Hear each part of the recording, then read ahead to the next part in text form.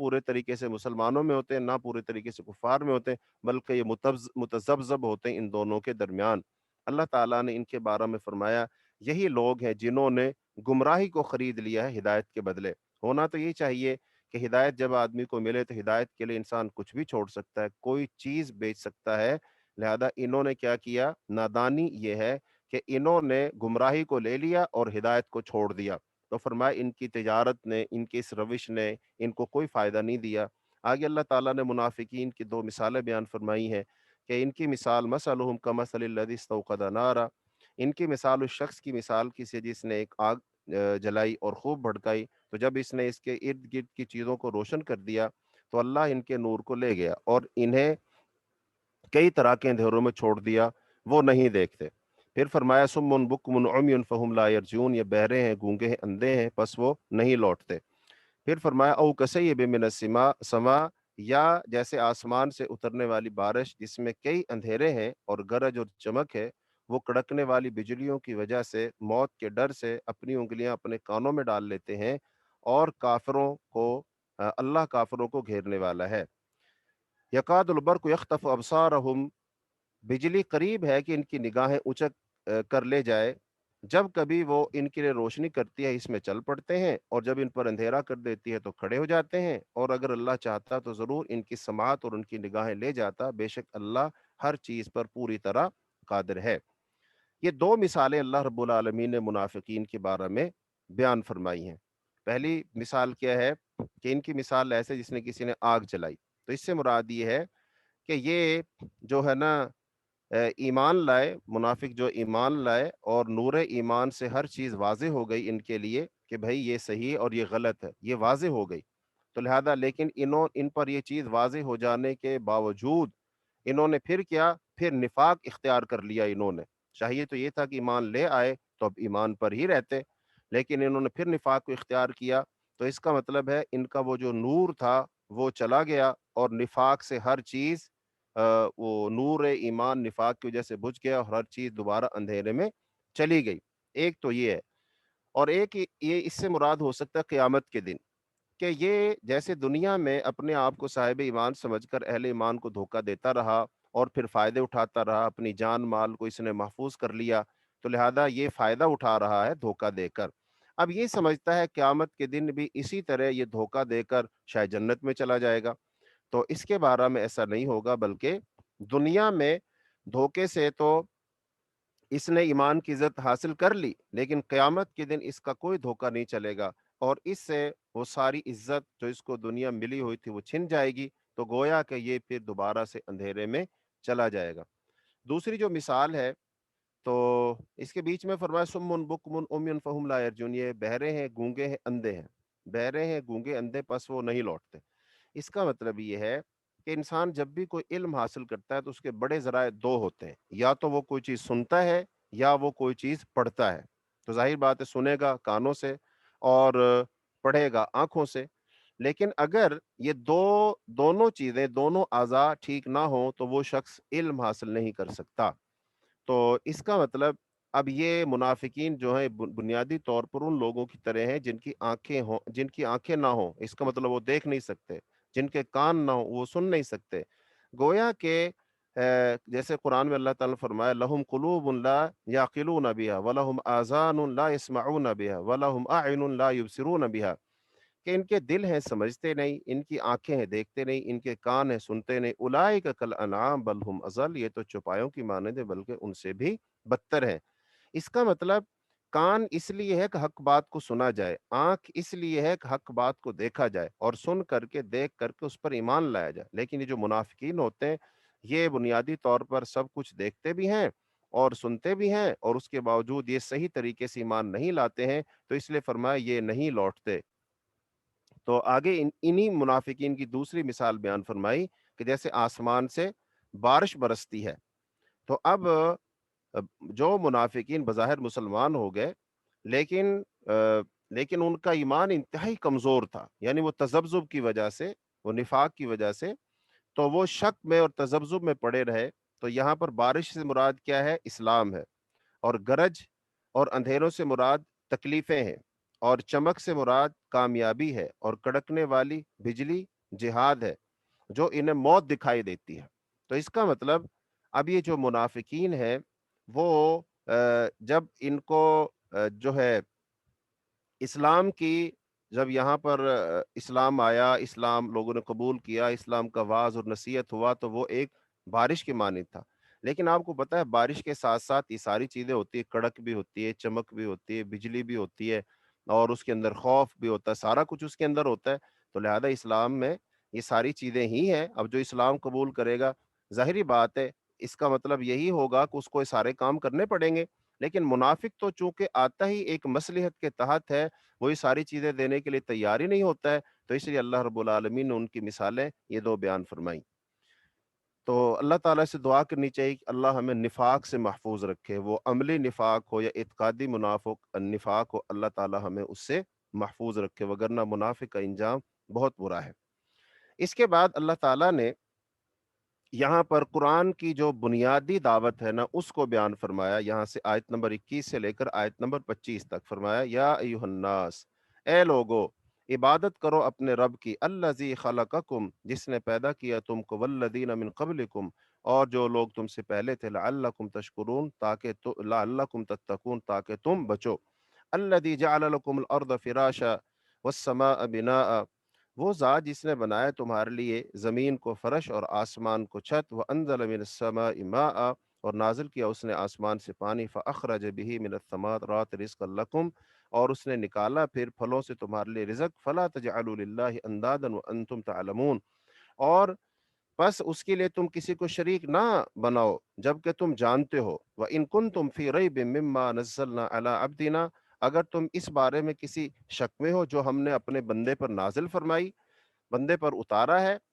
تو اس کی مثل ایک صورت لے آؤ اور اس کے سوا اپنے حمایتی بلا لاؤ اگر تم سچے ہو۔ فَإِن لَّمْ تَفْعَلُوا وَلَن تَفْعَلُوا فَاتَّقُوا النَّارَ الَّتِي وَقُودُهَا النَّاسُ وَالْحِجَارَةُ أُعِدَّتْ لِلْكَافِرِينَ، پھر اگر تم نے ایسا نہ کیا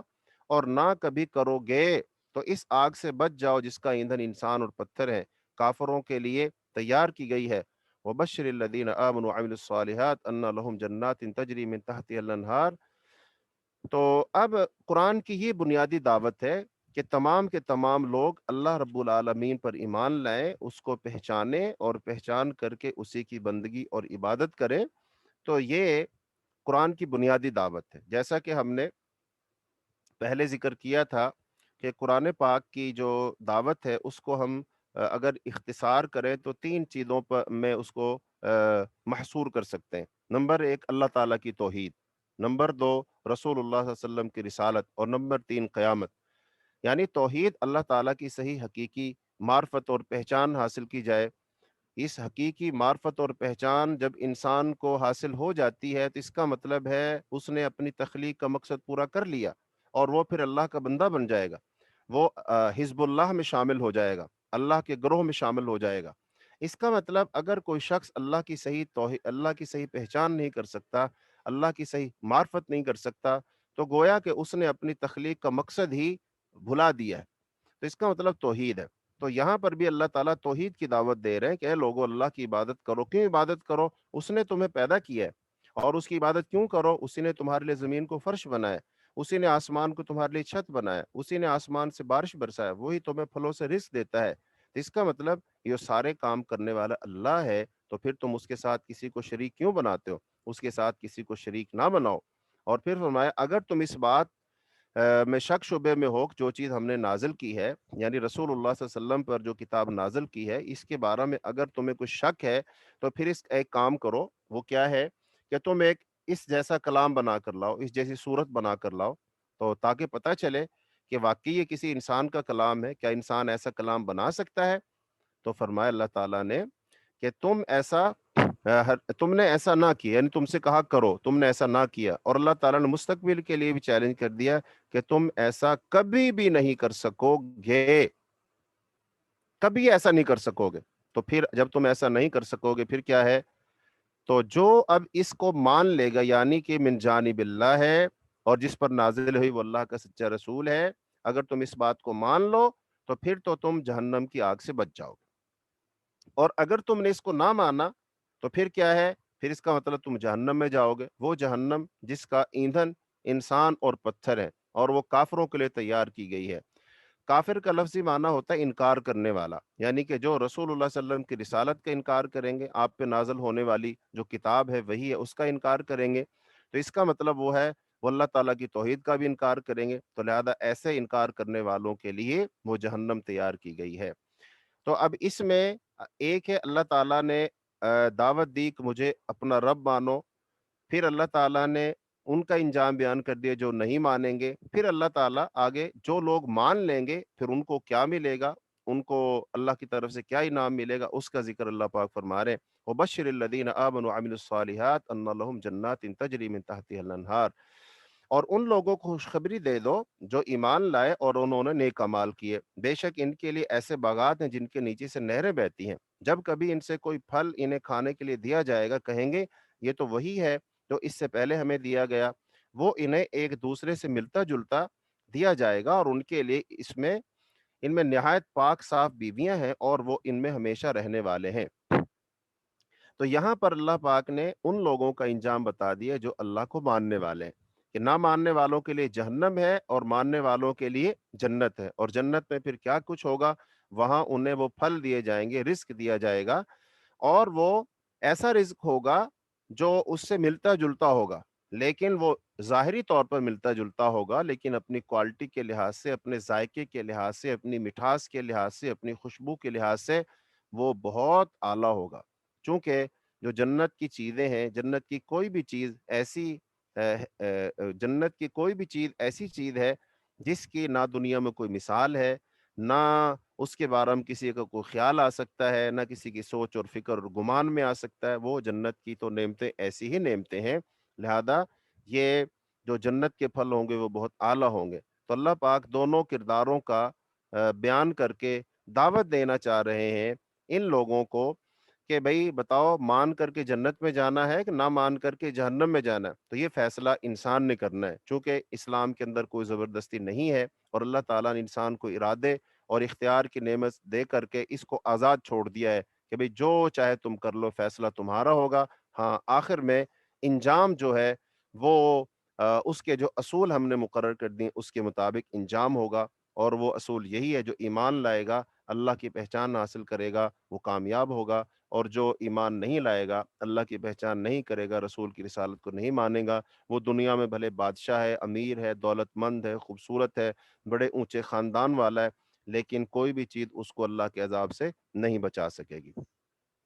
آگے اللہ رب العالمین نے جو ہے اس بات کو بیان کیا کہ اللہ مختلف مثالیں دے کر اپنی بات سمجھاتا ہے، بھلے وہ چھوٹی مثال دے، بڑی مثال دے۔ ان اللہ لا یستحیی ان یضرب مثلا ما بعوضۃ فما فوقها، بے شک اللہ اس سے نہیں شرماتا کہ کوئی بھی مثال بیان کرے، مچھر کی ہو پھر اس کی جو اس سے اوپر ہے، بس لیکن وہ لوگ جو ایمان لائے سو جانتے ہیں کہ بے شک ان کے رب کی طرف سے حق ہے، اور رہے وہ جنہوں نے کفر کیا تو وہ کہتے ہیں کہ اللہ نے اس کے ساتھ مثال دینے سے کیا ارادہ کیا، وہ اس کے ساتھ بہتوں کو گمراہ کرتا ہے اور اس کے ساتھ بہتوں کو ہدایت دیتا ہے، اور وہ اس کے ساتھ فاسقوں کے سوا کسی کو گمراہ نہیں کرتا۔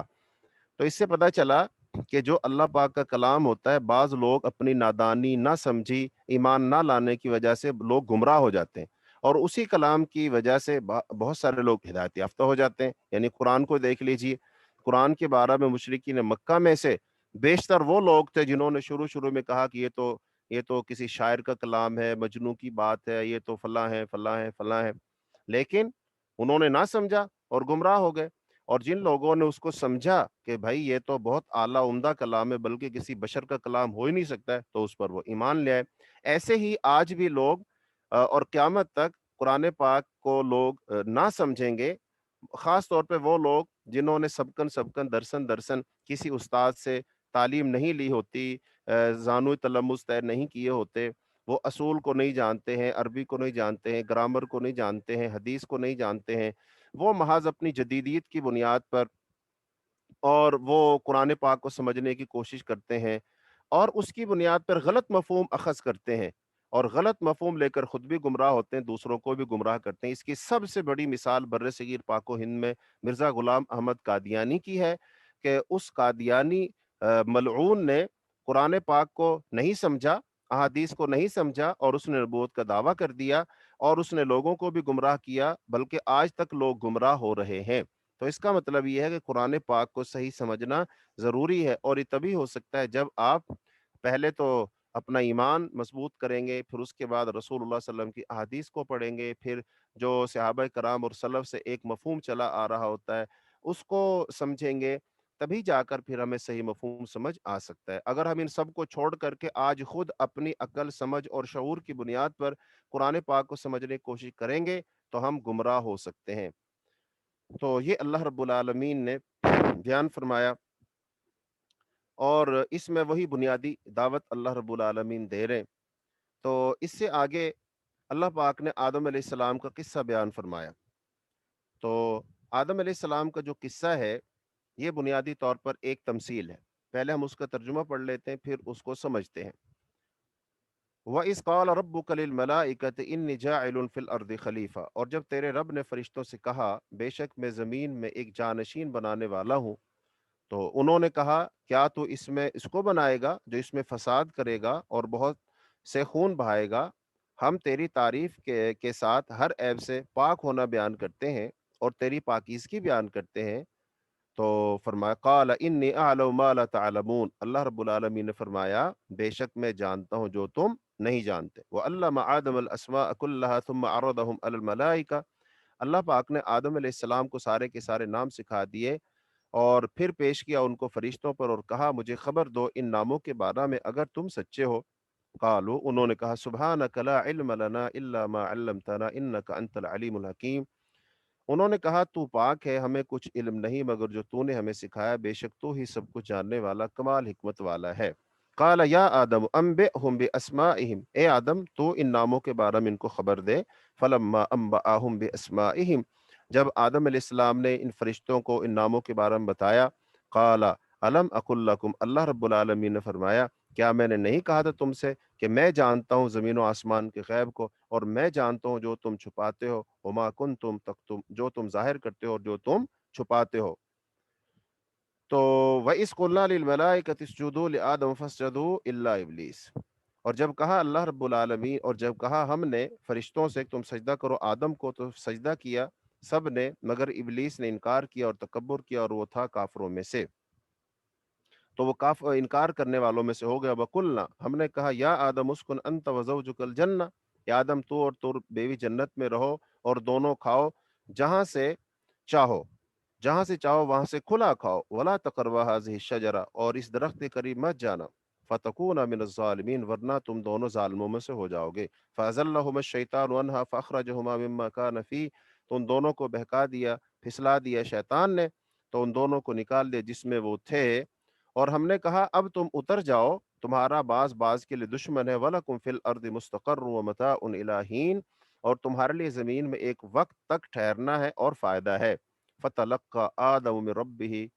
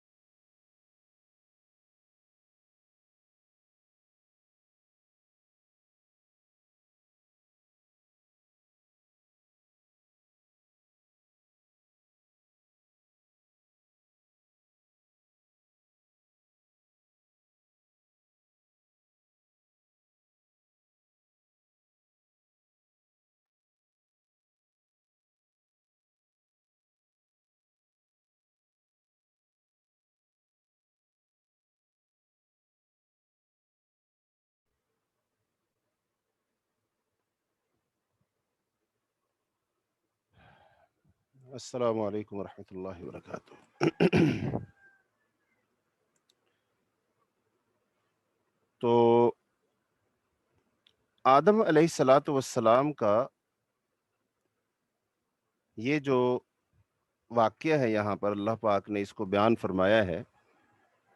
اب اگر ہم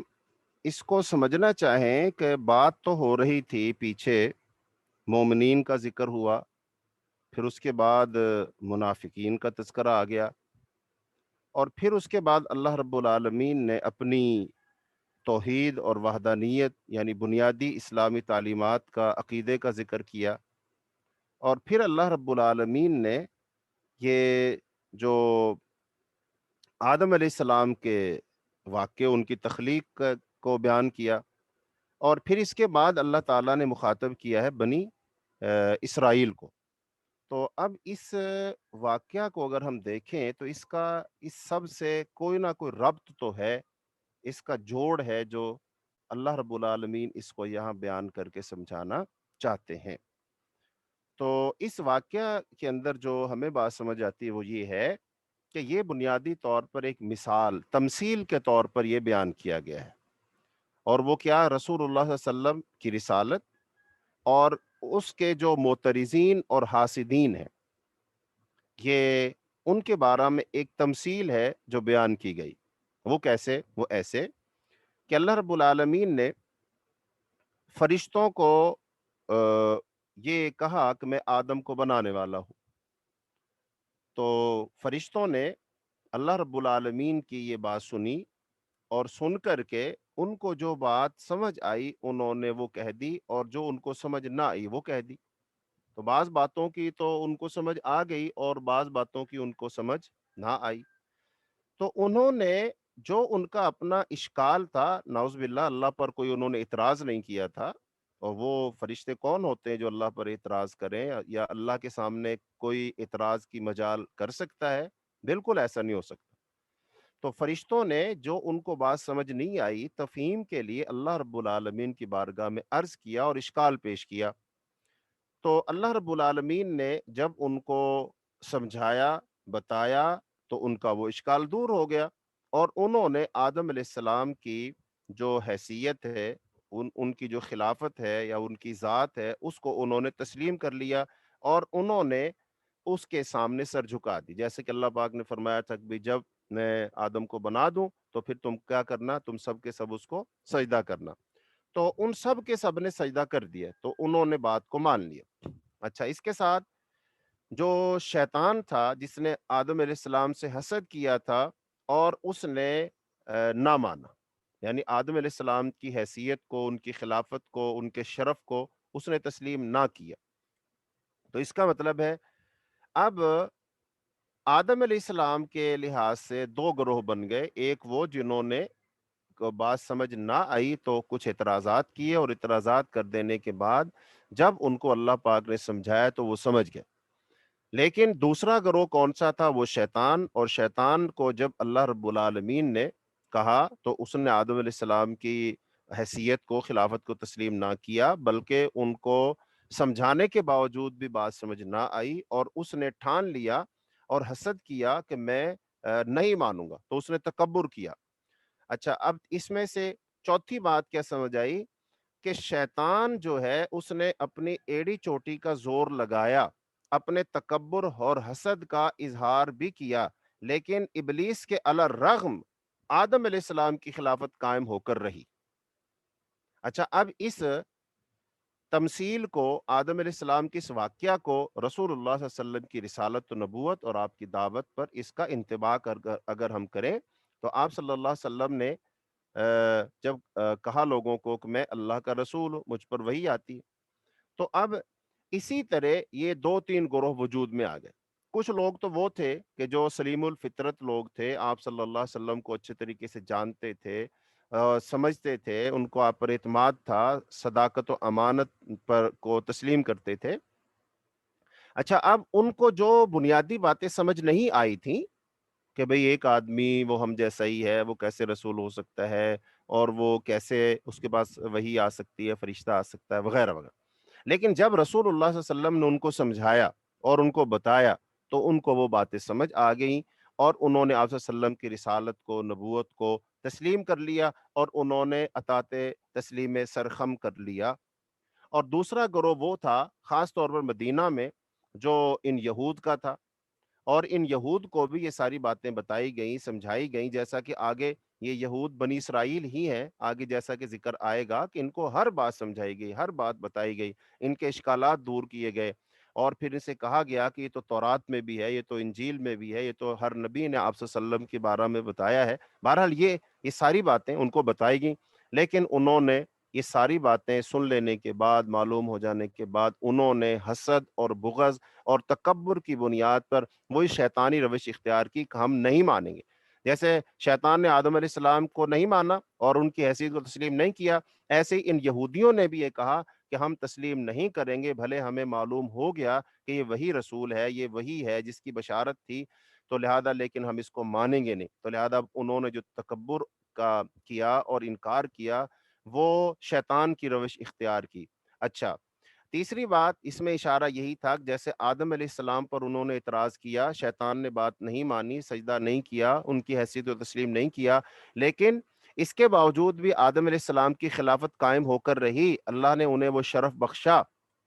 ایسے ہی اس میں اشارہ ہے کہ یہ نہ ماننے والے لوگ، سرکش لوگ، بھلے وہ یہودی ہوں، بھلے وہ مشرکین مکہ ہوں، بھلے وہ یہ منافقین اور کوئی بھی ہوں، یہ ایڑی چوٹی کا زور لگا لے، لیکن رسول اللہ صلی اللہ علیہ وسلم کی رسالت و نبوت بھی قائم ہو کر رہے گی، اور آپ دنیا کی اصلاح کریں گے، اور جزیرت العرب میں اسلام کا علم بلند ہوگا، اور لوگ اس کے نیچے آئیں گے اور اس کو تسلیم کریں گے۔ تو لہذا اس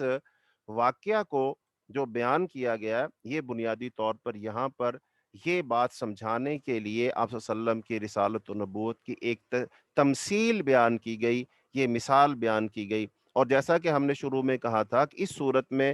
جو بنیادی بات ہے، یہ صورت جو بحث کرے گی وہ کرے گی یہود پر، یہود کا عقیدہ، ان کا نظریہ، ان کے نظریات، ان کے اشکالات، اور پھر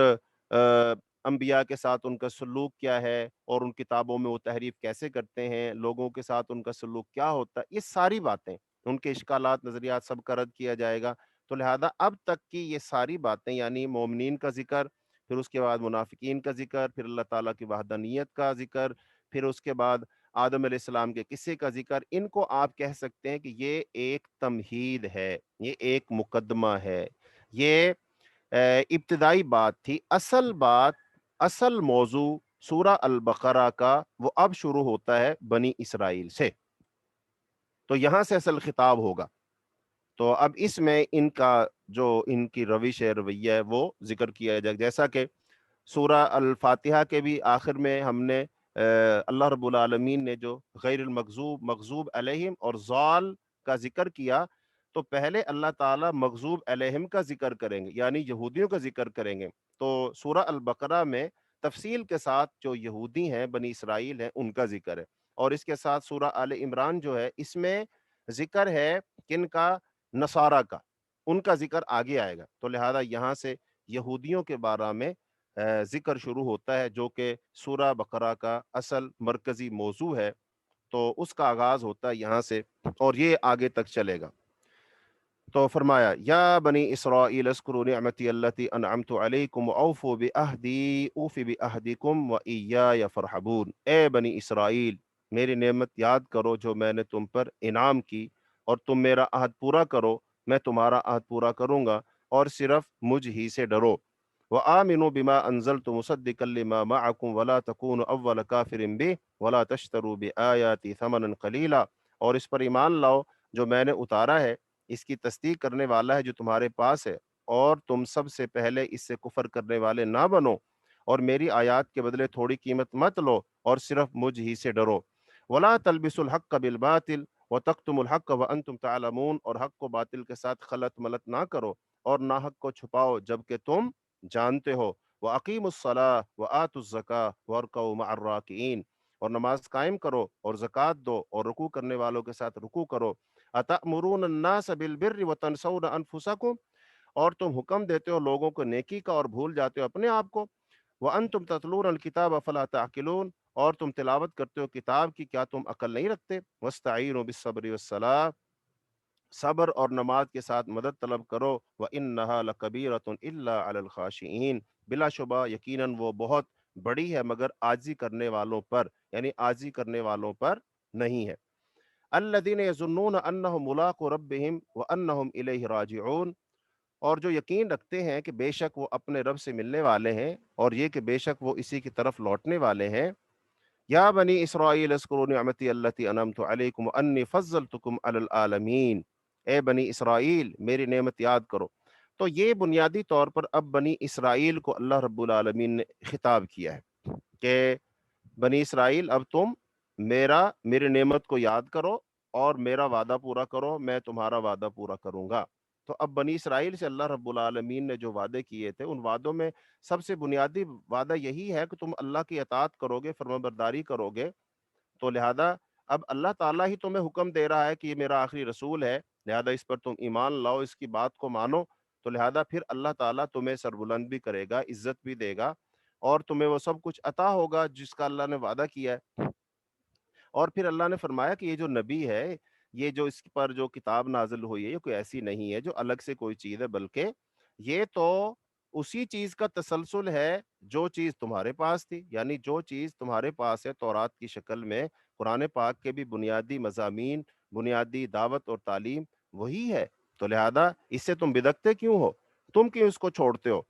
پھر آگے فرمایا تم حق کو باطل کے ساتھ مت ملاؤ، حالانکہ تم جانتے ہو، یعنی تم جانتے ہو حق کیا ہے اور باطل کیا ہے، اس کا تمہیں خوب علم ہے، تو لہذا تم حق کو باطل کے ساتھ مت ملاؤ۔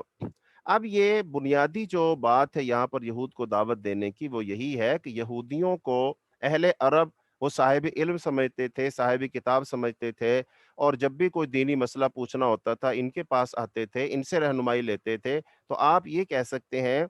کہ بنیادی طور پر اگر ان یہودیوں کو سمجھا لیا جائے تو پھر اہل عرب خود بخود سمجھ جائیں گے، اور اگر ان یہودیوں کو بات نہ سمجھائی گئی یا یہ نہ سمجھے تو پھر باقی لوگوں کو سمجھانا بھی مشکل ہو جائے گا، چونکہ ان لوگوں کا اعتقاد یہ ہے کہ یہودی اہل کتاب ہے اور یہ صاحب علم ہے، اور ان کو ان باتوں کو پتہ ہے جو قیامت تک ہونے والی ہیں، تو لہذا اس لیے روئے سخن یہودیوں کی طرف کیا گیا تاکہ یہودیوں کو سمجھایا جائے۔ تو اللہ تعالیٰ نے بنیادی ساری باتیں ان کو سمجھائیں، پھر آگے فرمایا،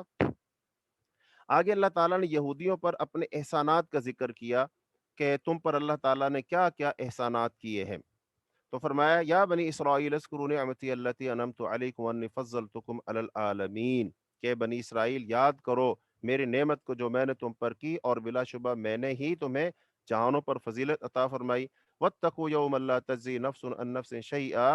اور تم ڈرو بچو اس دن سے جب کوئی جان کسی جان کے کام نہیں آئے گی، اور ولا يقبل منها شفاعۃ ولا يؤخذ منها عدل ولا هم ينصرون، اور نہ کسی سے کوئی شفاعت قبول کی جائے گی نہ بدلہ، اور نہ ان کی وہ مدد کیے جائیں گے۔ وَإِذْ نَجَّيْنَاكُمْ مِنْ آلِ فِرْعَوْنَ يَسُومُونَكُمْ سُوءَ الْعَذَابِ، اور یاد کرو اس وقت کو جب ہم نے تمہیں فرعون سے نجات دی جو تمہیں بڑا عذاب دیا کرتا تھا، تمہارے بیٹوں کو بری طرح ذبح کرتا، تمہاری عورتوں کو زندہ چھوڑتا تھا، اور اس میں تمہارے رب کی طرف سے بہت بڑی آزمائش تھی۔ تو وَإِذْ فَرَقْنَا بِكُمُ الْبَحْرَ، اور جب ہم نے پھاڑا تمہارے لیے سمندر کو، نجات دی تم کو، اور غرق کیا ہم نے آل فرعون کو، اور تم دیکھ رہے تھے، اور جب وعدہ کیا ہم نے موسیٰ سے 40 راتوں کا، پھر تم نے پکڑ لیا بچڑے کو معبود اس کے بعد، اور تم ظالم تھے، پھر ہم نے تم کو معاف کیا اس کے بعد تاکہ تم شکر گزار بن جاؤ، اور ہم نے دی موسیٰ علیہ السلام کو کتاب والفرقان لعلکم تہتدون، اور حق و باطل میں فرق کرنے والی چیز تاکہ تم ہدایت پاؤ۔ وَإِذْ قَالَ مُوسَىٰ لِقَوْمِهِ يَا قَوْمِ إِنَّكُمْ ظَلَمْتُمْ أَنفُسَكُمْ بِاتِّخَاذِكُمُ الْعِجْلَ، اور جب کہا موسیٰ علیہ السلام نے اپنی قوم سے، میری قوم تم نے ظلم کیا ہے اپنی جانوں پر بچڑے کو معبود بنا کر، پس تم توبہ کرو اپنے پیدا کرنے والے کی طرف، اور تم قتل کرو اپنے آپ کو، یہ تمہارے لیے بہتر ہے تمہارے پیدا کرنے والے کے پاس، اور فتاب علیکم انہ هو التواب الرحیم، تو اس نے تمہاری توبہ قبول کی، بے شک وہی توبہ قبول کرنے والا نہایت رحم کرنے والا ہے۔ تو اب یہ بنی اسرائیل پر انعامات کا ذکر اللہ پاک فرما رہے ہیں کہ وَإِذْ قُلْتُمْ يَا مُوسَىٰ لَن نُّؤْمِنَ لَكَ حَتَّىٰ نَرَى اللَّهَ جَهْرَةً فَأَخَذَتْكُمُ الصَّاعِقَةُ وَأَنتُمْ تَنظُرُونَ، اور جب تم نے کہا ہے موسیٰ ہم ہرگز تیرا یقین نہ کریں گے کہ جب تک تو ہم اللہ کو کھلم کھلا نہ دیکھ لیں، تو تمہیں بجلی نے پکڑ لیا اور تم دیکھ رہے تھے. ثم بعثناکم من بعد موتکم.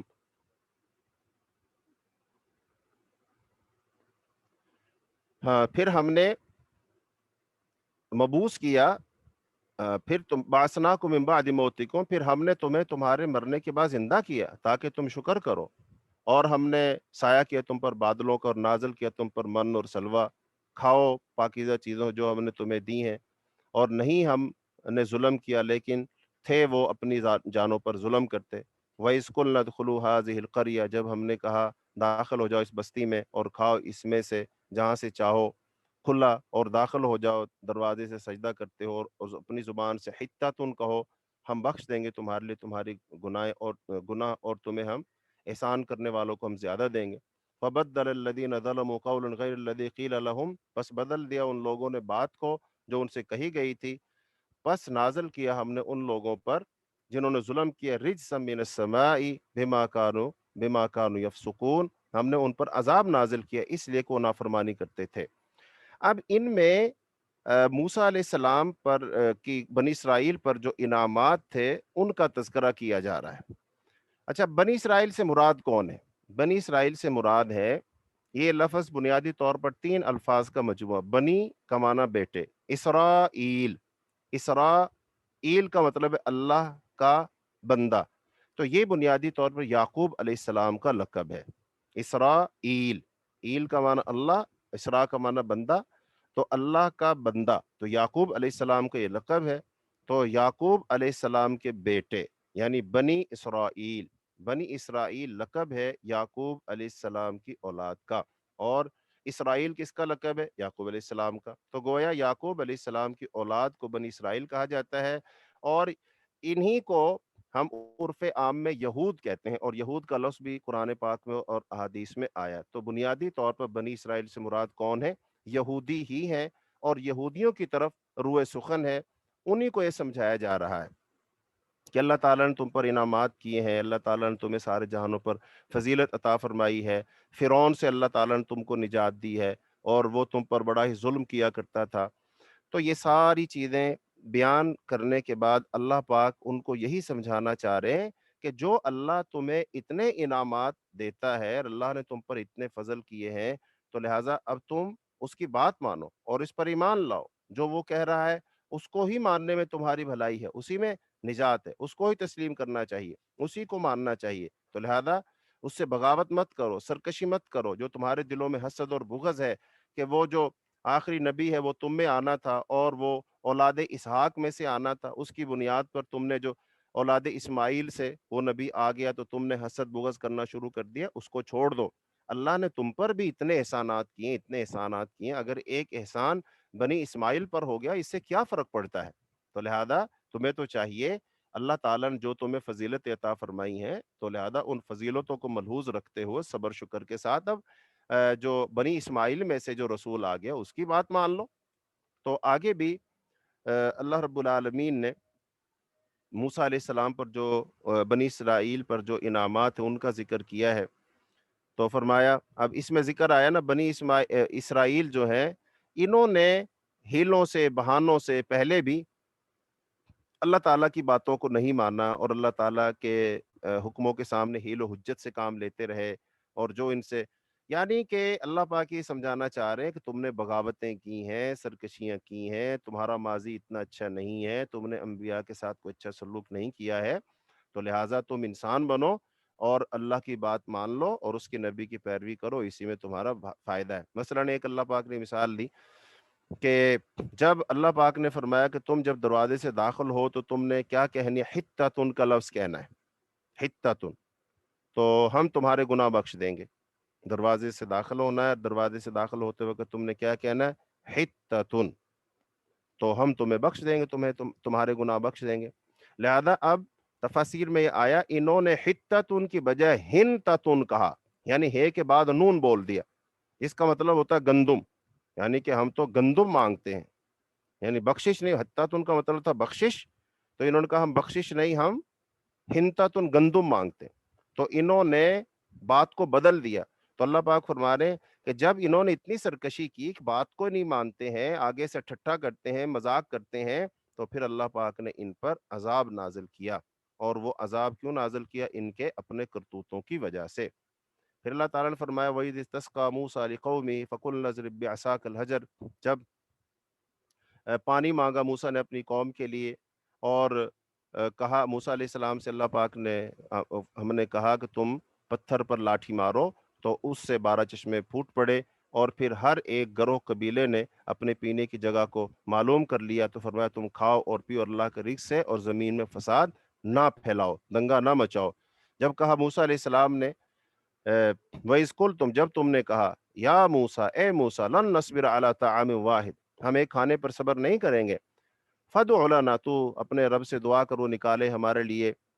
زمین سے،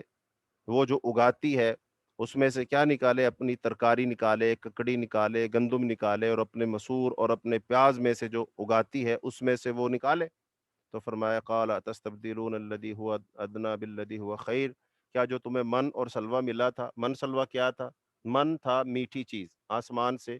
شبنم کی طرح کوئی چیز برستی تھی، اور لوگ صبح اسے صحرا میں سے اکٹھی کر لیتے تھے، اور سلوہ وہ پرندے آتے تھے بٹیر کی مانند، لوگ ان کو پکڑتے تھے اور پکڑ کر کے ان کو ذبح کر کے کھا لیتے تھے۔ تو یہ من اور سلوہ، اور مفسرین نے مختلف اس کی صورتیں بھی لکھی ہیں،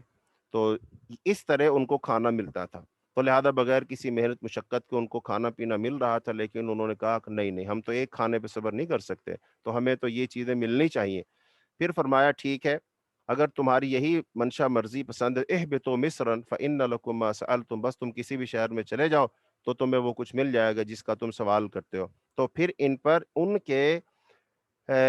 اس مطالبے کے بعد ضربت علیہم الذلۃ والمسکنۃ، تو ان پر ذلت اور محتاجگی مسلط کر دی گئی، اور وہ اللہ کے غضب کے ساتھ لوٹے۔ یہ اس وجہ سے تھا کہ انہوں نے اللہ کی آیات کے ساتھ کفر کیا، وَيَقْتُلُونَ النَّبِيِّينَ بِغَيْرِ الْحَقِّ، اور وہ قتل کرتے تھے انبیاء کو بغیر حق کے، ذَلِكَ بِمَا عَصَوا وَكَانُوا يَعْتَدُونَ، یہ اس لیے کہ انہوں نے نافرمانی کی اور وہ حد سے گزرتے تھے۔ ان الذين آمنوا والذين هادوا والنصارى والصابئين من آمن بالله واليوم الآخر،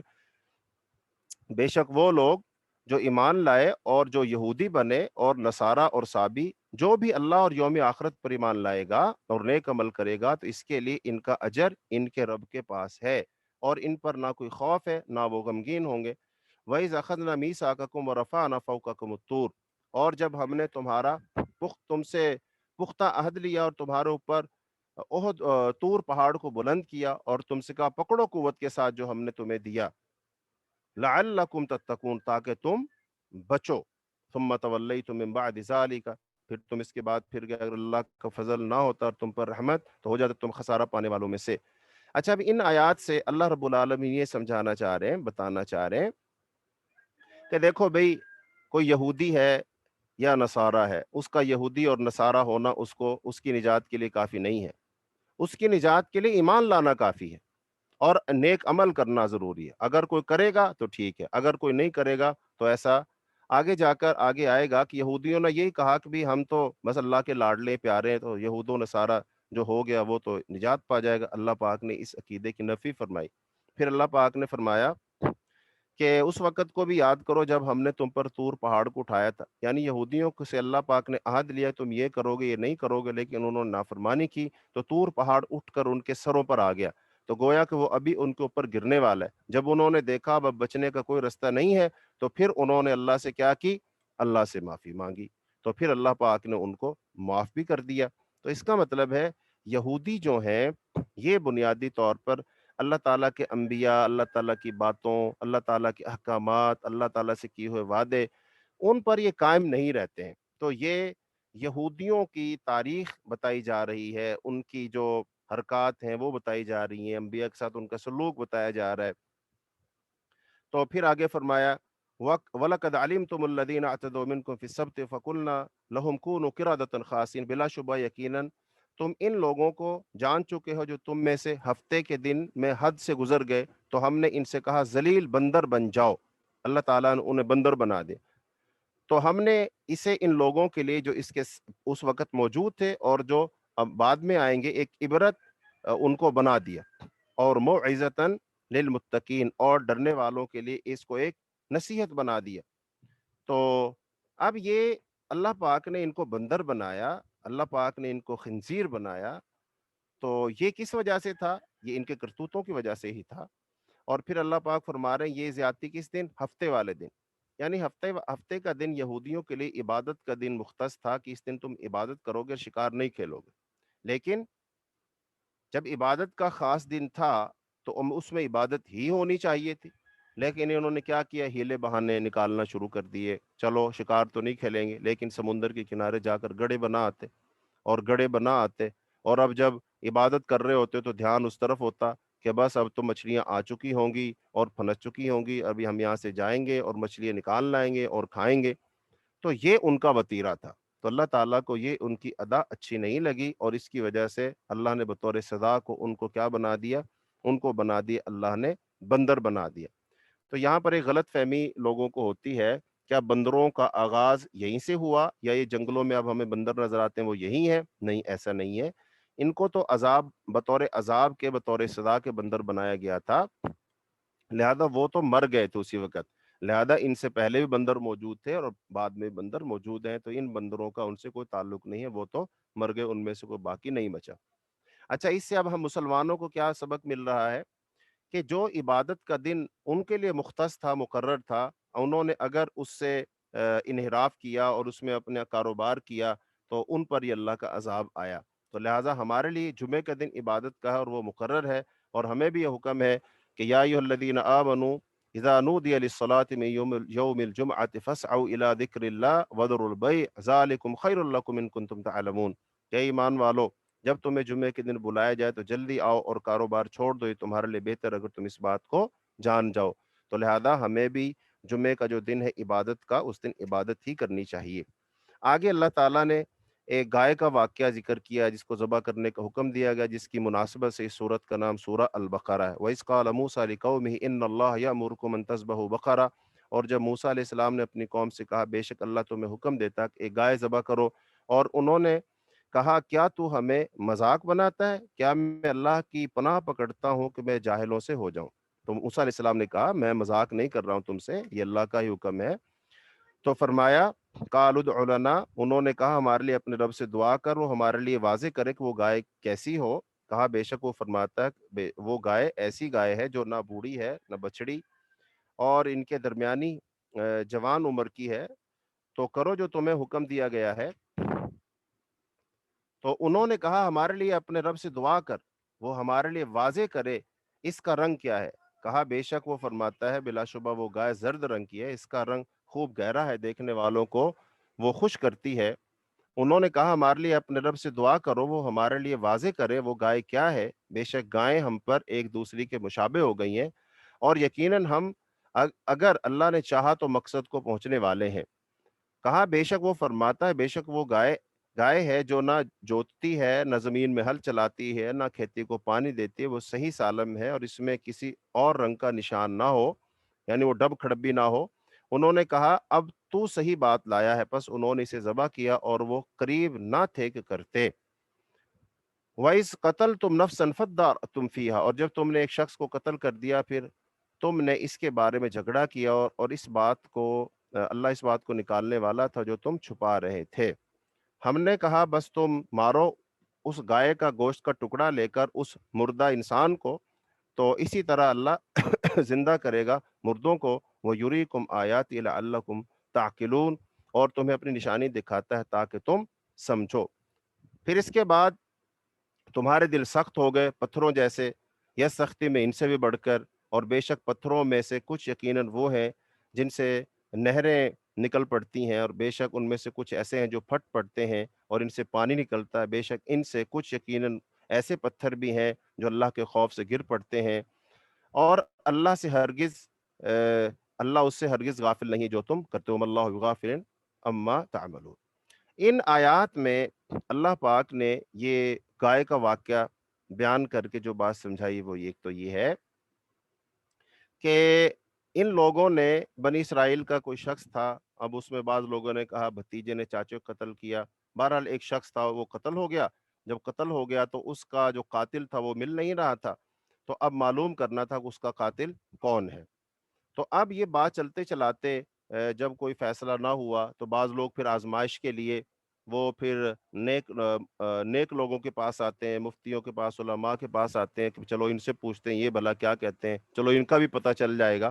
تو بہرحال وہ موسیٰ علیہ السلام کے پاس آ گئے، تو موسیٰ علیہ السلام نے، ظاہری بات ہے موسیٰ علیہ السلام تو کیسے بتا سکتے تھے، یہ تو علم غیب کا معاملہ ہے، پتہ نہیں تھا انہیں کس نے کیا کس نے نہیں کیا۔ تو لہذا ہر نبی اللہ کی جناب میں عرض کرتا ہے کہ اللہ رب العالمین اپنے نبیوں کو دیکھ رہا ہوتا ہے، پھر وہ نبیوں سے جو سوال ہوتا ہے، یہ جو اشکال ہوتا ہے، اس کا جواب اللہ تعالیٰ خود اپنے فضل سے نازل فرماتے ہیں۔ تو آ،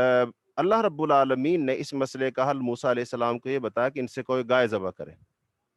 تو گائے ذبح کر کے اس کا گوشت لیں اور اس گوشت کا جو ہے وہ مردے کو لگا دیں، تو وہ مرنے والا شخص زندہ ہو جائے گا اور زندہ ہو کر کے وہ خود بتا دے گا کہ اس کا قاتل کون ہے۔ لہٰذا انہوں نے ایسا کیا، لیکن کرنے سے پہلے ہیلے بہانے بہت لگائے۔ اب اس میں دیکھ رہے ہیں گائے کیسی ہو، کس رنگ کی ہو، چھوٹی ہو، بڑی ہو، موٹی ہو، ہل جوتتی ہو، نہ جوتتی ہو۔ تو یہ ہے بنی اسرائیل کا وتیرہ کہ جب ان کو کوئی حکم دیا جاتا ہے تو اس میں کیل کال بہت کرتے ہیں، سوال بہت کرتے ہیں اور فضول سوال کر رہے ہوتے ہیں۔ لہذا یہ ان کا وتیرہ اللہ رب العالمین نے بیان فرمایا اور فرمایا کہ جب تمہارا مطالبہ پورا ہو گیا، جو تم سمجھ رہے تھے کہ کیا یہ بےہودگی ہے کہ ہم تم سے ایک قاتل کا معلوم کرنے کے لیے آئے ہیں اور تم کہہ رہے ہو گائے ذبح کرو، تو یہ بات تو بالکل درست نہیں ہے، صحیح نہیں ہے۔ لیکن لیکن جب موسیٰ علیہ السلام کی بات مانی اور وہ مقصد حل ہو گیا، تو اس کا مطلب ہے اس سے سمجھ جانا چاہیے کہ نبی جو کہتا ہے بھلے وہ بات سمجھ آئے نہ آئے ویسے ہی کرنا چاہیے، اور ویسا کرنے سے مشکل کا حل نکل آتا ہے، مسئلے کا حل نکل آتا ہے۔ اس کا مطلب نبی جو جانتا ہے وہ تم نہیں جان رہے ہوتے۔ لہٰذا اس واقعے سے تو ہونا یہ چاہیے تھا کہ اب یہ لوگ نبی کی بات ہی مانتے، نبی کے پیروکار بن جاتے، نبی پر ایمان لے آتے، نبی کو تسلیم کر لیتے۔ لیکن یہ واقعہ ہو جانے کے بعد ایمان لانے کی بجائے وہ اور سخت ہو گئے، ان کے دل اور سخت ہو گئے۔ کتنے سخت ہو گئے؟ پتھروں کی طرح، پتھروں سے بھی زیادہ سخت۔ تو پتھروں کے بارے میں بھی اللہ پاک نے فرمایا کہ پتھر بھی ایسے ہوتے ہیں جو اللہ سے ڈرتے ہیں، اللہ کے ڈر سے ان میں سے پانی بہہ پڑتا ہے، وہ بھی اللہ کے خوف سے گر پڑتے ہیں۔ تو لہٰذا جب پتھروں پر اللہ کے حکموں کا اثر ہوتا ہے، پتھروں پر اللہ کا حکم چلتا ہے اور وہ مانتے ہیں، تو اے انسانوں، اے بنی اسرائیل کے لوگوں، جب تمہیں اللہ حکم دے رہا ہے تو تم کیوں بات نہیں مانتے ہو؟ تو تمہیں بھی تو ماننا چاہیے، تمہارے دلوں پر بھی تو اثر ہونا چاہیے، تمہارے دل بھی تو بدلنے چاہیے، تمہارے دلوں سے بھی یہ کفر ختم ہو کر کے ایمان اس کی جگہ آنا چاہیے۔ تو یہ اللہ پاک نے بیان فرمایا، اور آگے اللہ رب العالمین نے یہود کی جو غلط فہمیاں تھیں اور انہوں نے جو اپنی کتابوں میں تحریف کی تھی اس کا ذکر کیا۔ اللہ پاک نے فرمایا کہ ان میں سے بعض لوگ تو، وہ یہود میں سے بعض لوگ تو، منہم امیون لا یعلمون الکتاب الا امانیہ انہم الا یظنون، اور ان میں سے کچھ ان پڑھ ہیں جو کتاب کا علم نہیں رکھتے، سوائے چند اپنی آرزوں اور خواہشات کو ہی وہ تو جانتے ہیں، تو اس کے علاوہ وہ کچھ نہیں جانتے، اور وہ جو کچھ کرتے ہیں وہ بس گمان اور اٹکل پچو سے ہی کرتے ہیں، یعنی ان کے پاس علم ہے نہیں، لوگوں میں صاحب علم بنے بیٹھے ہیں لیکن وہ علم ہے نہیں۔ تو ایک یہ بات بیان کی گئی۔ پھر آگے فرمایا ان کی جو غلط فہمی ہے، فَوَيْلٌ لِّلَّذِينَ يَكْتُبُونَ الْكِتَابَ بِأَيْدِيهِمْ، بس ان لوگوں کے لیے بڑی ہلاکت ہے جو اپنے ہاتھوں سے کتاب لکھتے ہیں پھر کہتے ہیں یہ اللہ کے پاس سے ہے تاکہ اس کے ساتھ تھوڑی قیمت حاصل کریں، بس ان کے لیے بڑی ہلاکت ہے اس کی وجہ سے جو ان کے ہاتھوں نے لکھا، اور ان کے لیے بڑی ہلاکت ہے اس وجہ سے جو وہ کماتے ہیں۔ وَقَالُوا لَن تَمَسَّنَا النَّارُ، اور انہوں نے کہا ہمیں آگ ہرگز نہ چھوئے گی مگر گنے ہوئے چند دن۔ کہہ دے کیا تم نے اللہ سے کوئی عہد لے رکھا ہے؟ تو اللہ کبھی اپنے عہد کے خلاف نہیں کرے گا، یا تم اللہ پر وہ بات کہتے ہو جو تم نہیں جانتے؟ بلکہ اب یہ ان کا عقیدہ اور نظریہ تھا نا کہ ہمیں تو آگ چھوئے گی نہیں، ہم تو جائیں گے نہیں، ہم تو بڑے اللہ کے چہیتے ہیں، ہم تو انبیاء کی اولاد ہیں،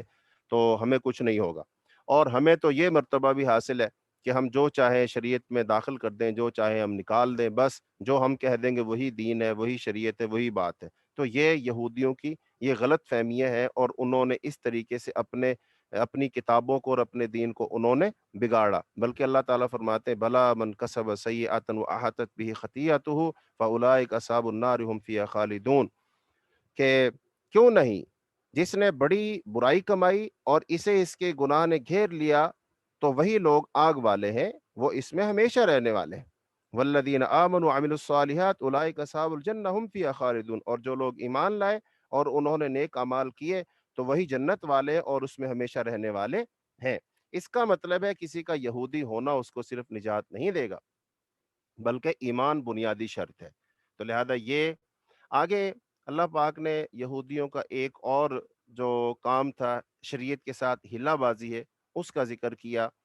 کہ اللہ تعالیٰ فرماتے ہیں کہ وَإِذْ أَخَذْنَا مِيثَاقَكُمْ لَا تَسْفِكُونَ دِمَاءَكُمْ، اور جب ہم نے تم سے پختہ عہد لیا کہ تم اپنے خون نہیں بہاؤ گے اور نہ اپنے آپ کو اپنے گھروں سے نکالو گے، پھر تم نے اقرار کیا اور تم خود شہادت دیتے ہو، ثم انتم ہؤلاء، پھر تم وہی لوگ ہو کہ اپنے آپ کو قتل کرتے ہو اور اپنے میں سے ایک گروہ کو ان کے گھروں سے نکالتے ہو، ان کے خلاف ایک دوسرے کی مدد گناہ اور زیادتی کے ساتھ کرتے ہو، یعنی اس کی مدد کرتے ہو گناہ کے ساتھ اور زیادتی کر کے، اور اگر وہ قیدی ہو کر تمہارے پاس آئیں تو ان کا فدیہ دیتے ہو، حالانکہ اصل یہ ہے کہ ان کا نکالنا تم پر حرام ہے۔ پھر کیا تم کتاب کے بعض حصے پر ایمان لاتے ہو اور بعض کے ساتھ کفر کرتے ہو؟ تو اس شخص کی جزا جو تم میں سے یہ کرے اس کے سوا کیا ہے کہ دنیا کی زندگی میں رسوائی ہو اور قیامت کے دن وہ سخت ترین عذاب کی طرف لوٹائے جائیں گے، اور اللہ ہرگز اس سے غافل نہیں جو تم کرتے ہو۔ اور یہی لوگ ہیں جنہوں نے دنیا کی زندگی آخرت کے بدلے خریدی، سو نہ ان سے عذاب ہلکا کیا جائے گا اور نہ ان کی مدد کی جائے گی۔ تو اس آیت میں یہودیوں کا جو ایک ہیلا بہانہ وہ اس کا تذکرہ اس میں کیا گیا کہ جو قبائل تھے یہودیوں کے، بنو قینقاع اور بنو نذیر،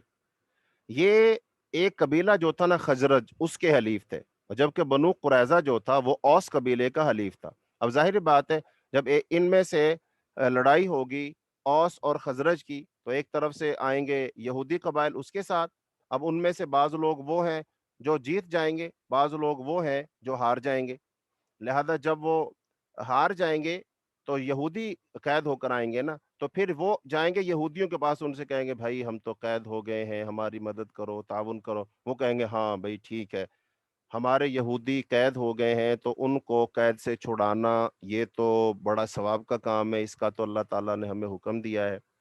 لہذا اب ان یہودیوں سے یہ کہا جا رہا ہے تمہیں یہ تو یاد رہا کہ اللہ تعالیٰ نے قیدیوں کو چھڑانے کا حکم دیا ہے، لیکن تمہیں یہ یاد نہیں رہا کہ آپس میں لڑنا نہیں ہے، جھگڑنا نہیں ہے، قتل نہیں کرنا ہے، اپنے یہودیوں کو گھروں سے نہیں نکالنا ہے، کیا تمہیں یہ بات یاد نہیں رہی؟ یہاں سے پتہ چلا کہ جو چیز تمہارے فائدے کی تم وہ مان لیتے ہو اور جو چیز تمہارے فائدے میں نہیں اس کو تم نہیں مانتے ہو، تو لہذا اللہ کی شریعت کے ساتھ یہ مذاق نہ کیا جائے، بلکہ ہر اس حکم کو مانا جو اللہ نے دیا ہے، بھلے وہ تمہیں اچھا لگے یا نہ لگے، اور ہر اس کام کو چھوڑ دیا جسے اللہ نے منع کیا ہے، بھلے اس میں تمہارا فائدہ ہو یا تمہارا اس میں نقصان ہو۔ تو لہذا یہودیوں کا یہ بھی ایک ان کی چال بازی تھی، یہ ان کی عہد شکنی ہے، اور ایسی اللہ تعالیٰ نے فرمایا کہ وَلَقَدْ آتَيْنَا مُوسَى الْكِتَابَ، اور بلا شبہ ہم نے موسیٰ کو کتاب دی اور اس کے بعد پے در پہ بہت سے رسول بھیجے، ہم نے مریم کے بیٹے عیسیٰ کو واضح نشانیاں دیں اور اسے پاک روح کے ساتھ قوت بخشی۔ پھر کیا جب کبھی کوئی رسول تمہارے پاس وہ چیز لے کر آئے جسے تمہارے دل نہ چاہتے تھے، تم نے تکبر کیا، تو کیا ایک گروہ کو جھٹلایا اور ایک گروہ کو قتل کرتے ہو؟ اور انہوں نے کہا ہمارے دل غلاف میں محفوظ ہیں، بلکہ اللہ نے ان کے کفر کی وجہ سے ان پر لعنت کر دی، بس وہ بہت کم ایمان لاتے ہیں۔ اور جب ان کے پاس اللہ کے ہاں سے کتاب آئی جو اس کی تصدیق کرنے والی ہے جو ان کے پاس ہے، حالانکہ وہ اس سے پہلے ان لوگوں پر فتح طلب کرتے تھے جنہوں نے کفر کیا، پھر جب ان کے پاس وہ چیز آ گئی جسے انہوں نے پہچان لیا تو انہوں نے اس کے ساتھ کفر کیا، پس کافروں پر اللہ کی لعنت ہے۔ بری ہے وہ چیز جس کے بدلے انہوں نے اپنے آپ کو بیچ ڈالا، اس چیز کا انکار کر دیا جو اللہ نے نازل فرمائی، اس ضد سے کہ اللہ اپنا کچھ فضل اپنے بندوں میں سے جس پر چاہتا ہے نازل کرتا ہے، پس وہ غضب پر غضب لے کر لوٹے، اور کافروں کے لیے رسوا کرنے والا عذاب ہے۔ اور جب ان سے کہا جاتا ہے اس پر ایمان لاؤ جو اللہ نے نازل فرمایا ہے، تو کہتے ہیں ہم اس پر ایمان رکھتے ہیں جو ہم پر نازل کیا گیا، جو اس کے علاوہ ہے اسے وہ نہیں مانتے، حالانکہ وہی حق ہے، اس کی تصدیق کرنے والا ہے جو ان کے پاس ہے۔ کہہ دے پھر اس سے پہلے تم اللہ کے نبیوں کو کیوں قتل کیا کرتے تھے اگر تم مومن تھے؟ اور بلا شبہ یقیناً موسیٰ علیہ السلام تمہارے پاس واضح نشانیاں لے کر آئے، پھر تم نے اس کے بعد بچڑے کو پکڑ لیا اور تم ظالم تھے۔ اور جب ہم نے تم سے پختہ عہد لیا کہ تمہارے اوپر پہاڑ کو بلند کیا، پکڑو قوت کے ساتھ جو ہم نے تمہیں دیا اور سنو، انہوں نے کہا ہم نے سنا اور نہیں مانا، اور ان کی کفر کی وجہ سے ان کے دلوں پر اس بچڑے کی محبت جو پلا دی گئی، کہ بری ہے وہ چیز جس کا حکم تمہیں تمہارا ایمان دیتا ہے اگر تم مومن ہو۔ تو یہاں پر اللہ پاک نے ان کا یہ اس پر تبصرہ کیا کہ کچھ عرصہ پہلے یہی یہودی یہاں کے لوگوں سے کہا کرتے تھے بس ایک نبی آنے والا ہے، بس جب وہ نبی آ جائے گا پھر اس کے ساتھ ہم ملیں گے اور ہم دونوں مل کر پھر پورے عرب پر اور اپنے دشمنوں پر غلبہ پا لیں گے۔ لہٰذا یہ تو پہلے کہا کرتے تھے، لیکن جب انہوں نے آپ صلی اللہ علیہ وسلم کو دیکھ لیا اور پہچان بھی لیا یہ وہی رسول ہے، پھر اس کا ساتھ نہیں دیا۔ کیوں نہیں دیا؟ اس وجہ سے نہیں دیا کہ وہ بنی اسحاق میں سے نہیں آئے، بنی اسرائیل میں سے نہیں آئے، بلکہ وہ کس میں سے آگے؟ بنو اسماعیل میں سے آگے، مکے والوں میں سے آگے۔ لہٰذا جانتے بوجھتے ہوئے بھی ان کو نہیں مانا، تو اللہ پاک فرما رہے اے یہودیو یہ تو تمہارا پرانا طریقہ ہے، یہ تمہارا سلوک صرف رسول اللہ صلی اللہ علیہ وسلم کے ساتھ نہیں ہے، بلکہ یہ تو تمہاری تاریخ یہی ہے، بلکہ تم نبیوں کے ساتھ ایسا کچھ ہی کرتے آئے ہو۔ پھر اس کے بعد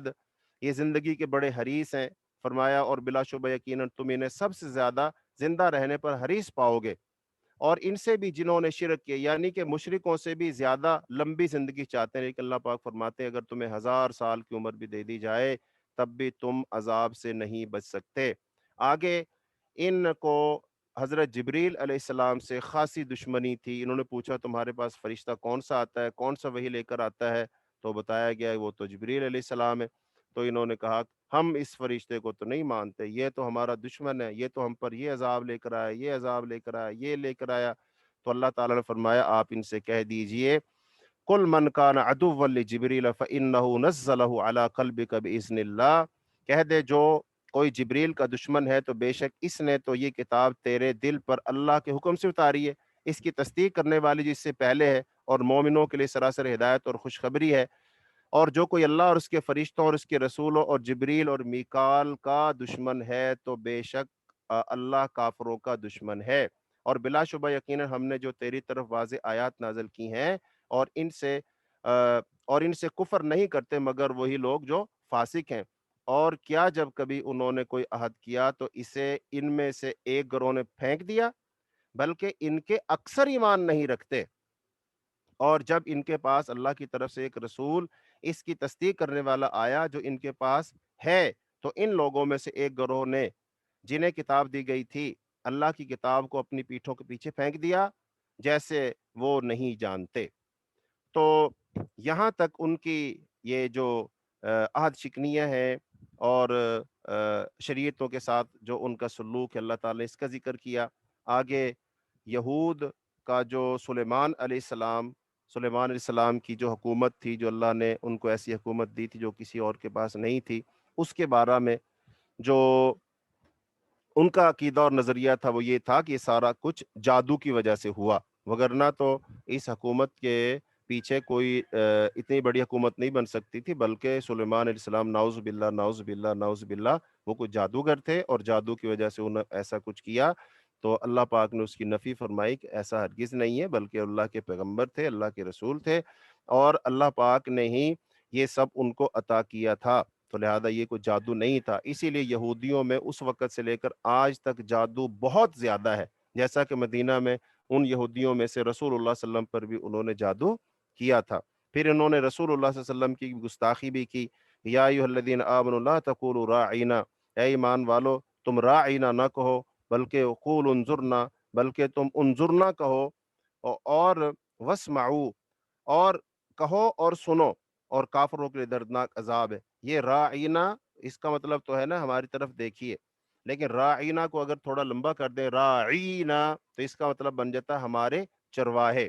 تو وہ پھر آپ صلی اللہ علیہ وسلم کو وہ کہا کرتے تھے راعینا، اصل میں اس کا معنی تھا راعینا کا کہ ہماری رعایت کریں، ہمارا خیال کریں، تو وہ کہتے تھے راعینا، تو وہ اس طرح نبی صلی اللہ علیہ وسلم کی گستاخی کیا کرتے تھے۔ تو یہ نبیوں کے ساتھ گستاخی کرنا بھی ان کا طریقہ ہے۔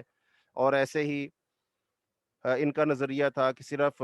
یہودی جو ہے وہی جنت میں جائیں گے، وقالوا لن يدخل الجنة الا من كان هودا، औ नसारा, और उन्होंने कहा जन्नत में हरगिज़ हरगिज़ नहीं दाखिल होंगे मगर जो यहूदी होंगे या नसारा, ये इनकी आरज़ू ही है। कह दे लाओ अपनी दलील अगर तुम सच्चे हो, यानी अगर तुम सच्चे हो तो इसकी कोई दलील लाओ। इसकी उनके पास कोई दलील नहीं है। फिर अल्लाह ताला ने नबी सल्लल्लाहु अलैहि वसल्लम को ये फरमाया कि यहूद व नसारा, अगर तुम इनसे मुसालियत कर लो और इनके साथ चलने की कोशिश करो, इनकी बातें मान लो, शायद ये तुम पर ईमान ले आए, अच्छे बन जाए। हरगिज हरगिज ऐसा नहीं हो सकता, ये कभी भी राजी नहीं होंगे। वलन तरजा अनकल यहूद वलन नसारा हत्ता तत्तबिअ मिल्लतहुम, और तुझसे यहूदी हरगिज राजी ना होंगे और ना नसारा, यहाँ तक कि तू इनकी मिल्लत की पैरवी करे। कह दे बेशक अल्लाह की हिदायत ही असल हिदायत है, और अगर तूने इनकी ख्वाहिशात की पैरवी की इस इल्म के बाद जो तेरे पास आया है, तो तेरे लिए अल्लाह से छुड़ाने में ना कोई दोस्त होगा ना कोई मददगार। इस आयत को मलहूज रखते हुए आज के दौर में भी ये जो यहूद नसारा है, इनको देखना चाहिए कि ये हमें मुख्तलिफ हीलों से बहानों से हमें बहुत सारे पैकेज देकर, हमारी मईशत को अच्छा करने के लिए, हमारी तालीम को अच्छा करने के लिए, हमें असला देने के लिए, हमारा दिफा मजबूत करने के लिए, आज के यहूद और नसारा भी मुख्तलिफ तरीके से हमें हमें चाहते हैं कि हम उन्हें तस्लीम कर लें, हम उन्हें मान लें और हम उनके पीछे चल पड़ें। और हो सकता है हमारे ऐसा करने से शायद वो हमसे राजी हो जाए, हमें कर्ज दे दें, हमें ऐड दे दें, हमारे मसाइल को हल कर लें, हमारी मईशत उनके साथ मजबूत हो जाए। तो हमारे हुक्मरानों में से बहुत सारे लोग ऐसा सोचते हैं और उनकी ये सोच है, और बल्कि बहुत सारे लोग तो खुल्लम खुल्ला ये कहते भी हैं। तो लिहाजा उन सारे लोगों को ये कुरान पाक की इस आयत को मलहूज रखना चाहिए कि यहूद व नसारा तुमसे कभी भी राजी नहीं होंगे, चाहे तुम उनकी ला गुलामी कर लो, तुम चाहे उनकी बातें मान लो। हाँ, एक सूरत है कि तुम इस्लाम छोड़ करके यहूदी या ईसाई बन जाओ, तब तो वो तुमसे राजी हो सकते हैं, इसके सिवा इससे कम पर वो कभी राजी नहीं होंगे। तो लिहाजा ये हमें खूब समझ लेना चाहिए। इसके बाद अल्लाह ताला ने बनी इसराइल का जिक्र और इसके ज़िमन में हज़रत इब्राहीम अलैहिस्सलाम और उनकी इस्तिकामत का जिक्र किया है कि इब्राहीम अलैहिस्सलाम जो है, अब इब्राहीम अलैहिस्सलाम वो शख्सियत है जिस पर ये तीनों मज़ाहिब के लोग इसको मानते हैं, तीनों मज़ाहिब के लोग मानते हैं। तो यहाँ से इंशाअल्लाह रहमान हम कल अपनी बात का आगाज़ करेंगे। तो आज के बारे में से थोड़ा-सा मज़मून वो रह गया, और वो चूँकि इब्राहीम अलैहिस्सलाम और फिर इब्राहीम अलैहिस्सलाम के साथ जुड़ी सारी बातें, फिर क़िबला हमारा जो खाना काबा है, तहवील क़िबला का मसला, वो इंशाअल्लाह रहमान कल आ जाएगा। तो कल हम यहाँ से इंशाअल्लाह शुरू करेंगे इब्राहीम अलैहिस्सलाम, उनका ज़िक्र और उनकी इस्तिक़ामत से। तो इब्राहीम अलैहिस्सलाम वो मरकज़ी शख्सियत है जिसको यहूदी भी उतना ही मानते हैं, ईसाई भी उतना ही मानते हैं और मुसलमान भी उतना ही मानते हैं। तो अल्लाह रब्बुल आलमीन ने इब्राहीम अलैहिस्सलाम का ज़िक्र करके इन दोनों गिरोहों को, ख़ास तौर पर यहूदियों को दावत दी है कि इब्राहीम अलैहिस्सलाम को अगर तुम मानते हो तो फिर जो इब्राहीम अलैहिस्सलाम के दीन पर है, जो उनकी मिल्लत पर है, जो उनके तरीके पर है, जो उनके क़िबले पर है, जिसके लिए उन्होंने दुआ की है, तो वो फिर हज़रत मोहम्मद सल्लल्लाहु अलैहि वसल्लम है। तो लिहाजा अगर तुम इब्राहीम सलाम को मानते हो तो फिर हजूर पाक सल्लम को भी मान लो। तो हजूर पाक सल्लम को मानना गोया के इब्राहीम अलैहिस्सलाम को मानना ही है। तो हाजा मा इंदी वल्लाहु आलम बिस्सवाब। तो यहाँ से इंशाअल्लाहुर रहमान हम कल अपने सबक का आगाज़ करेंगे। मैं दुआ गो हूँ, अल्लाह रब्बुल आलमीन आप सबका बैठना सुनना कबूल फरमाए, अल्लाह ताला इसको हमारे लिए नाफ़े बनाए। और मुझे बड़ी खुशी है, अल्हम्दुलिल्लाह अल्हम्दुलिल्लाह, कि आप सब लोग कसरत के साथ मौजूद हैं। हाँ, कुछ लोग हैं जो हो सकता है उनकी मजबूरियां हो, वक़्त ना निकलता हो या सुस्ती काहली का शिकार हो जाते हों, लेकिन उनके लिए भी हम दुआ गो हैं कि अल्लाह ताला उन्हें भी दोबारा लौट कर आने की तौफीक दे। तो जो लोग इस्तिकामत के साथ मौजूद हैं, अल्लाह ताला आप सबको जज़ाए खैर दे, अल्लाह बरकत दे। और आप सब ख़ास तौर पर हिंदुस्तान, पाकिस्तान, यूके के अलावा, सऊदी अरेबिया के अलावा अल्हम्दुलिल्लाह आज हमारा पहला रोज़ा है। तो इस पहले रोज़े की मुनासिबत से हमें बड़े अच्छे-अच्छे काम करने चाहिए, बड़ी अच्छी-अच्छी नीयतें और इरादे करने चाहिए कि अगर हम वो काम ना भी कर पाएँ कोशिश के बावजूद, तो अल्लाह ताला हमारी नीयतों की वजह से हमें वो उजूर और वो बरकतें, वो सारी कुछ अल्लाह ताला हमें अता फ़रमा दे। तो अल्लाह ताला से दुआ है, اللہ تعالی ہم سب کا مل بیٹھنا اپنی بارگاہ میں قبول فرمائے، اللہ تعالی ہمیں قرآن سمجھنے کی توفیق عطا فرمائے، اللہ تعالی ہمیں یہود و نصارہ کی مشابہت سے، ان کے طریقوں پر چلنے سے اللہ ہمیں محفوظ رکھے، اور اللہ تعالی ہمیں رسول اللہ صلی اللہ علیہ وسلم کی اطاعت فرما برداری کرنے کی توفیق عطا فرمائے۔ وآخر دعوانا الحمد لله رب العالمين سبحانك اللهم وبحمدك أشهد أن لا إله إلا أنت أستغفرك وأتوب إليك السلام عليكم ورحمة الله وبركاته